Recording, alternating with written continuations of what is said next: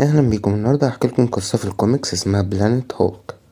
بروس بانر اللي هو شخصيه هالك في الوقت ده بقى خطر جدا لدرجه ان الابطال نفسهم زي ايرون مان ودكتور سترينج وريد ريتشاردز قرروا يخلصوا منه، وعملوا كده بانهم خدعوه وقالوله تعالى في مهمه في الفضاء. واول ما ركب السفينه خدوه نفوه لكوكب بعيد اسمه ساكار، والكوكب ده كان مليان وحوش وحروب وسكان بيقاتلوا عشان يعيشوا.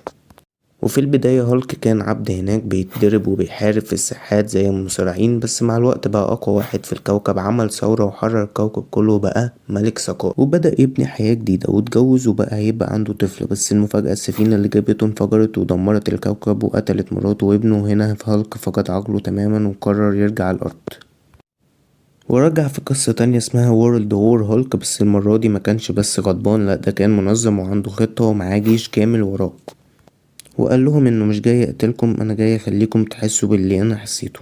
وابتدى يحارب الابطال واحد ورا التاني، ايرون مان، دكتور سترينج، ثور، كلهم، وكان بيكسبوا.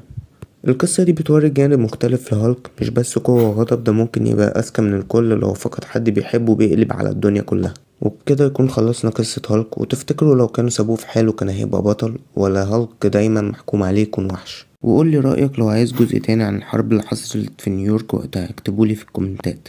وبكده بيكون خلصنا الفيديو. لو عجبك اشترك في القناة.